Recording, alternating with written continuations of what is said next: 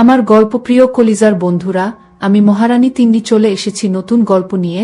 আজকের এই গল্পটি শুনলে তোমাদের দাঁড়িয়ে যাবে, তাই গল্পটি শোনার আগে অবশ্যই হেডফোন ব্যবহার করো। তাহলে চলো আজকের গল্পটি শুরু করি। বন্ধুরা, আমি তোমাদের প্রিয় আরভি আপু।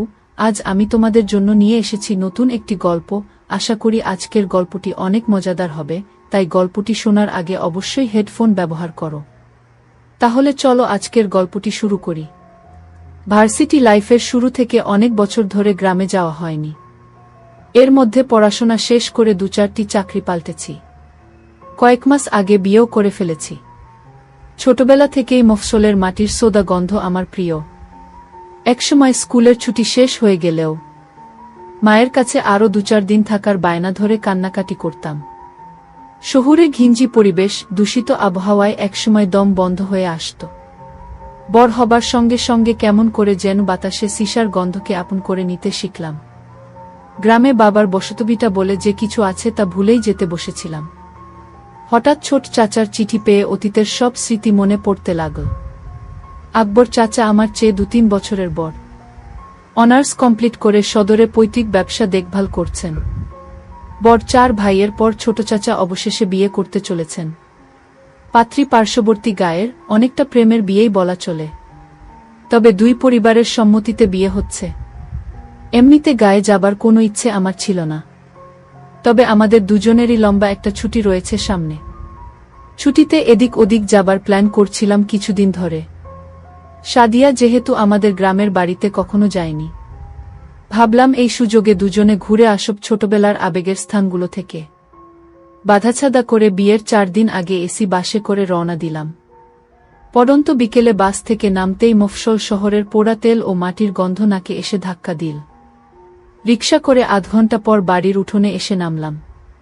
আকবর চাচা নতুন ঘরের বারান্দায় বসে কয়েকটা লোকের সঙ্গে আল্পচারিতায় মগ্ন ছিলেন। রিকশার টুংটাং বেলের শব্দ শুনে আমাদের দেখে হৈ হৈ করে এগিয়ে এলেন। ছোটবড় চাচাত ভাইবোন, চাচা চাচিরা এসে ঘরে ভিড় করতে লাগলেন।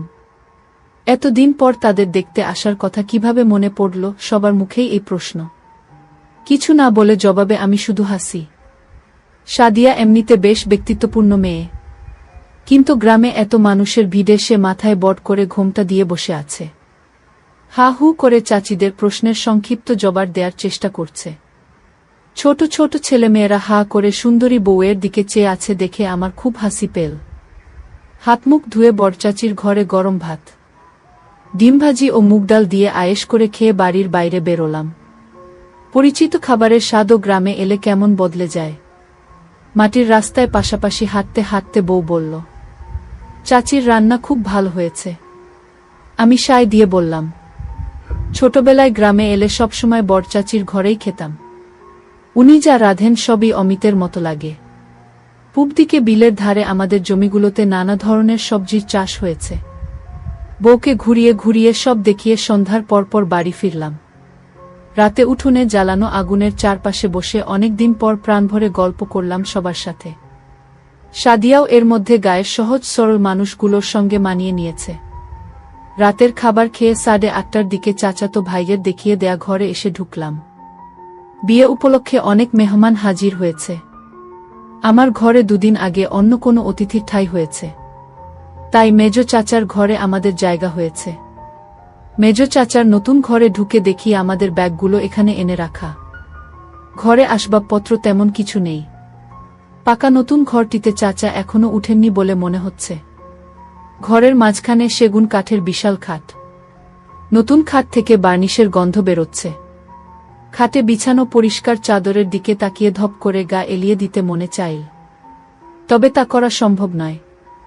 বট খাট বলে লম্বালম্বিভাবে শোয়ার ব্যবস্থা না করে পাশাপাশি 4টি বালিশ রাখা হয়েছে। অনেক অতিথি ইতোমধ্যে চলে আসায় বেড শেয়ারিং না করে উপায় নেই। বিছানায় তখন একটি মহিলা ও পুরুষ একপাশে শুয়ে নিজেদের মধ্যে কথা বলছে। আমাদের দেখে লোকটি নিজের পরিচয় দিল।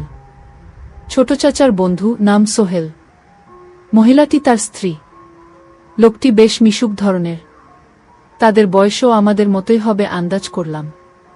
এটা সেটা নিয়ে কথা বলতে বলতে শুয়ে পড়লাম। সাদিয়া মাঝখানে মহিলাটির পাশে, আমি খাটের পায়ের দিকে শুলাম।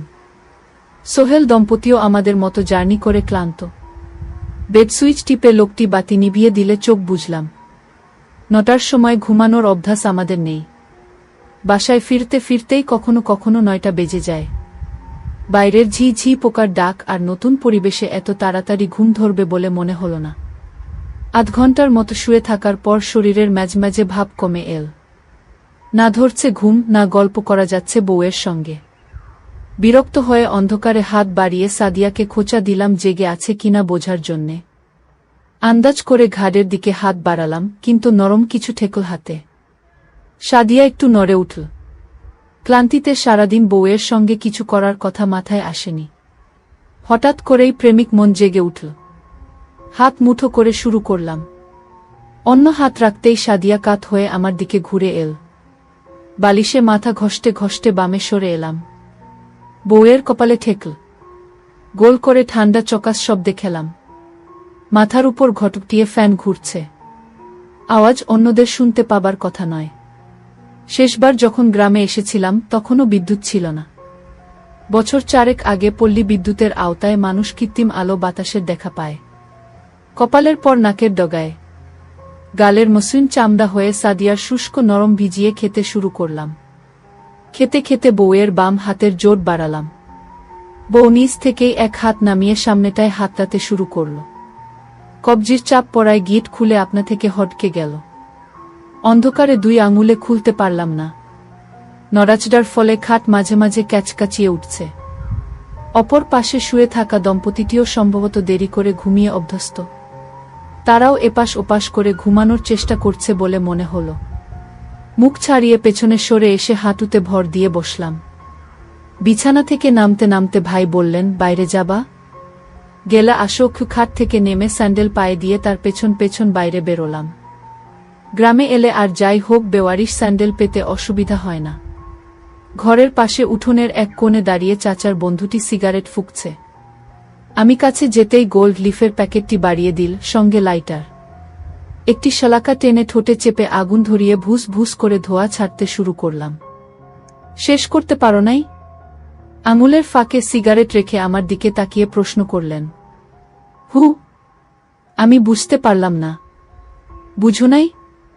হার্ট হয়েছিল তোমারটা, বলে আমার লুঙ্গির দিকে নির্দেশ করলেন।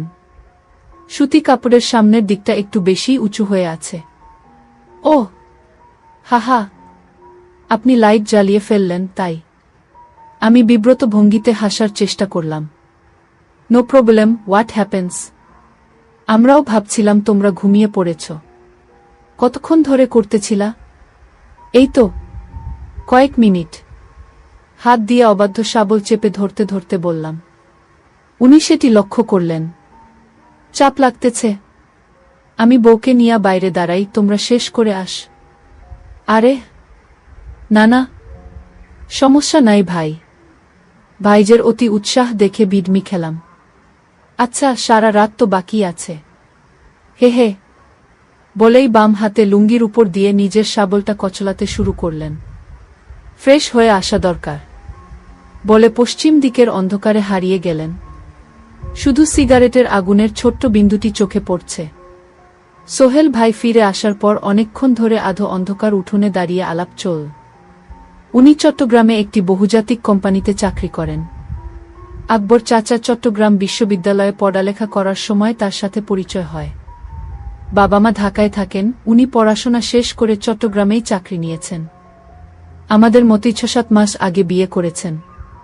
তবে আমাদেরটি প্রেমের বিয়ে হলেও তাদেরটি পারিবারিকভাবে হয়েছে। সোহেল ভাই আমাদের চেয়ে কয়েক বছরের বড়, তবে উনার স্ত্রী আমার চেয়ে বয়সে ছোট। কথা বলতে বলতে দুজন বেশ সহজ হয়ে এলাম। কেউই কিছুক্ষণ আগের বিব্রতকর পরিস্থিতির কথা আর তুললাম না। সিগারেট শেষ করে বাথরুম হয়ে কলে ঠান্ডা পানিতে হাত মুখ ধুয়ে নিলাম। সোহেল ভাই বললেন, ওরা হয়তো লজ্জা পেয়ে আসছে না। আমার হাতে সিগারেটের প্যাকেট আর লাইটার দিয়ে ভেতরে গিয়ে নিজের স্ত্রী আর সাদিয়াকে ডেকে নিয়ে এলেন। বিরাট উঠানের চারপাশে সব চাচাদের আলাদা আলাদা ঘর। বাড়ির পশ্চিম কোণে বাঁশবাগানের পাশে পাকা বাথরুম এবং চাপকল। সাদিয়া এবং ভাবি মাথায় কাপড় দিয়ে আমাদের দিকে না তাকিয়ে সেদিকে চলে গেল ফ্রেশ হতে। ওরা ঘরে ঢুকে গেলে আমরাও ভেতরে এসে দরজা দিলাম। ক্লান্তিকর দিনের শেষে ভালোবাসায় সিক্ত তরল নিঃসরণ করতে না পেরে অতৃপ্তি নিয়ে ঘুমালাম। তাড়াতাড়ি ঘুমানোর পরও সকাল 8টায় ঘুম ভাঙল। জেগে উঠে দেখি সোহেল ভাই বা ভাবি কেউ বিছানায় নেই। সাদিয়া ঘরের এক কোণে রাখা ড্রেসিং টেবিলের সামনে বসে চুল ঠিক করছে। রাতের বিব্রত ভাব উবে গিয়ে খুশি খুশি ভাব দেখা দিয়েছে মুখ জুড়ে। চাচাত বোনেরা বলেছে নাস্তার আগে ওকে নিয়ে গ্রামে ঘুরতে বেরোবে, তাই হালকা সাজগোজ করে নিচ্ছে। বর 2 চাচি 3-4 পদের পিঠা বানাচ্ছেন অতিথিদের জন্য। সকালের মৃদু ঠান্ডা বাতাস, ঘন কুয়াশায় ভাপ ওঠা পিঠা মন্দ লাগবে না। গ্রামে নাস্তা করতে করতে অনেক দেরি হয়ে যায়। বউ, সুবর্ণা ভাবি সহ আরও কয়েকজন শহুরে মেজেবৌকে সঙ্গে নিয়ে চাচাতো বোনেরা বেরিয়ে গেলে শার্ট গায়ে জড়িয়ে হাতমুখ ধুয়ে হাঁটতে হাঁটতে পশ্চিম দিকে এগোতে শুরু করলাম। বাঁশঝাড়, কলার বিশাল বাগান, আকাশচুম্বী শিমুল গাছের পর থেকে শুধুই বিস্তীর্ণ ফসলের মাঠ। নানারকম শাক সবজি ও বিশালায়তন পাটক্ষেতের মধ্য দিয়ে যাতায়াতের জন্য রয়েছে সরু আইল। প্রথমেই একটি কুমড়োক্ষেত। এখানে এসে হাঁটা থামিয়ে সামনে পেছনে খুব মনোযোগ দিয়ে লক্ষ্য করলাম, কেউ নেই। মিনিট 5 পর দ্রুত পায়ে কারো আসার শব্দ পেলাম। হ্যাঁ, লুনাই আসছে। আমাকে দেখে দূর থেকে চকচকে দাঁত ভাসিয়ে হেসে দিল। রবিন ভাই, কেমন আছো? কাছে এসে দাঁড়ানোর পর প্রথম প্রশ্ন। আমি ইতিবাচক জবাব দিয়ে কুশল বিনিময় সমাপ্ত করলাম। ছোটবেলায় লুনাকে শেষবার দেখেছি। কয়েক বছরে গায়ে গতরে অনকে বেড়ে উঠেছে। সাদালো কাট কামিজে বেগুনি পলকা ডট ডিজাইন, ওপর থেকে সরিয়ে গলায় পেঁচিয়ে নীল। আমাদের বাড়ির কয়েক বাড়ি পরের এক চাচার মেয়ে লুনা। ফর্সা হাসি খুশি মেয়েটি মায়ের মতোই উচ্চতায় খাটো। পড়ালেখার কথা জিজ্ঞেস করায় বলল, আগামীবার এইচএসসি দেবে। 1 মাস পর টেস্ট পরীক্ষা। কথা বলতে বলতে লুনা আইল ধরে সামনে এগিয়ে চল, আমি পেছন পেছন। সোহাগ কোথায় তা জিজ্ঞেস করায় বলল সে জানে না। হাঁটতে হাঁটতে কয়েকটি জমি পেরিয়ে একটি পাটক্ষেতের সামনে দিয়ে যাবার সময় হঠাৎ থেমে 10 ফুটি মোটা মোটা পাটগাছগুলো দুহাতে সরিয়ে ভেতরে এক পা রেখে লুনা পেছন ফিরে বলল, এই দিক দিয়ে আসো রবিন ভাই। চারদিকে আরও একবার তাকিয়ে দুরু দুরু বুকে লুনার পেছন পেছন পাট সরিয়ে ভেতরে ঢুকে পড়লাম। 4-5 কদম যেতেই দেখা গেল পাট কেটে সরু পথ তৈরি করা আছে। হাঁটতে হাঁটতে ক্ষেতের মাঝখানে পৌঁছে দেখি বেশ খানিকটা পরিষ্কার জায়গা। আশেপাশের লম্বা পাট খোলা জায়গার উপর ঢলে পড়ায় সরু গলি বা চট বিছানো এই জায়গাটুকু উঁচু কোনো স্থান থেকেও কারো নজরে পড়ার কথা নয়। স্যান্ডেল খুলে লম্বা করে পাতা চটের উপর দাঁড়িয়ে তার উপর ফেলে দিল লুনা। আমার তাড়াহুড়ো দেখে লুনা খিলখিলিয়ে হেসে ফেল। আমি যে খুব একটা পাগল মানুষ তা নয়, কিন্তু গ্রামে এলেই পুরানো বন্ধুবান্ধবদের সঙ্গে দেখা হয়ে যায়। কাল রাতে সোহাগের সঙ্গে দেখা হল কয়েক বছর পর। দেখা হবার পর থেকেই মেয়ে মানুষ নিয়ে রসালো সব গল্প করতে শুরু করল। গ্রামে সবসময় 2-4টে মেয়ে থাকে যারা একটু সাহসী হয়। পুটিয়ে ফেলতে পারলে এদের নিয়ে মন ভরে। শহুরে কোনো ব্যাঙ আমি গ্রীষ্মের ছুটি পেলেই গ্রামে চলে আসতাম।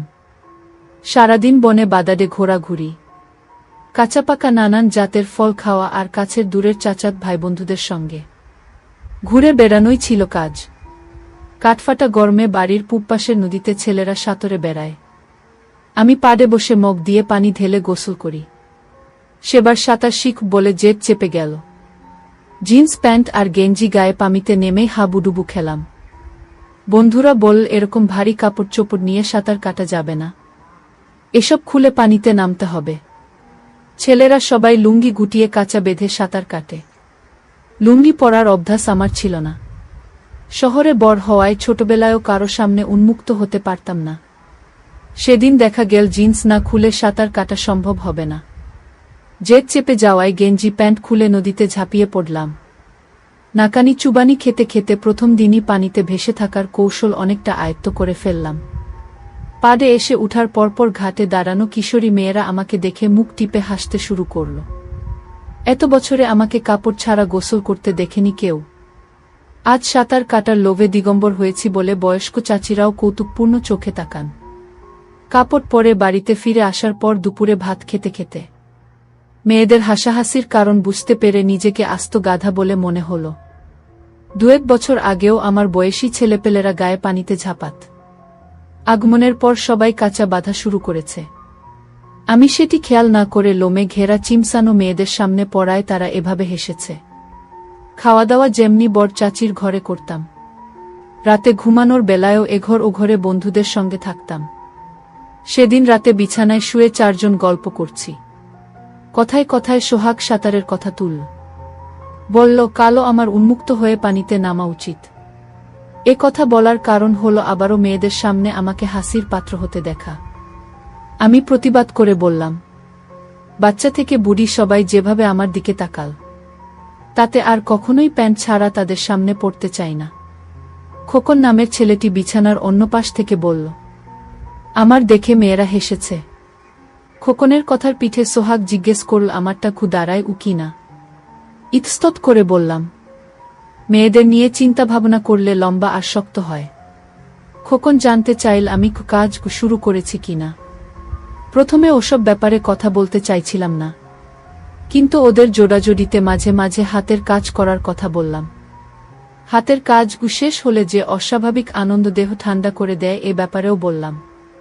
খোকন জিজ্ঞেস করল, পক্ষী কো দাঁড়ালে এটি দিয়ে কিভাবে মেয়েদের সঙ্গে ধুপুর ধাপুর কি করতে হয় তা জানা আছে কিনা। আঞ্চলিক নামের ব্যাপারে পূর্বে কোনো ধারণা ছিল না, তবে ইচটে পাকা বন্ধুর বাসায় ভিসিআরে ভিডিও দেখে ভালো ধারণা অর্জন করেছিলাম। বন্ধুটি বাবার মুভি কালেকশনের মাঝে কতগুলো ওই টেপ পেয়ে যায় এবং ঘনিষ্ঠ 2-3 জনকে দেখার সুযোগ দেয়। খোকনকে বললাম, ধুপুর ধাপুর কি করার পদ্ধতি জানা থাকলেও কখনো করার সুযোগ হয়নি। শুনে ওরা অন্ধকারে কিছুক্ষণ মুখ চাওয়াচাওয়ি করল। খোকন বলে উঠল, কাইলকা দুপুরে আমাগোলগে আইবা গোছল কইরা, তোমারে মজার জিনিস দেহামু। আপনার বউ কই রবিন ভাই? শক্ত কাপড়ের প্রশ্ন শুনে কল্পনা থেকে বাস্তবে ফিরে এলাম। বাড়ির মেয়েদের সাথে ঘুরতে গেছে মনে হয় বলতে বলতে টেনে তুলতে শুরু করলাম। লুনা হাত উঁচু করে তুলে ধরে সাহায্য করল। আপনার বউ নাকি খুব সুন্দর, আমারে দেখাইবেন না? ডান হাত পেছনে এনে দিয়ে লুনা জিজ্ঞেস করল। হু, আজকা আইসা পইডো বিকাল কইরা, আলাপ করাইয়া দিমুগ। কাপা ধরা গলায় জবাব দিলাম।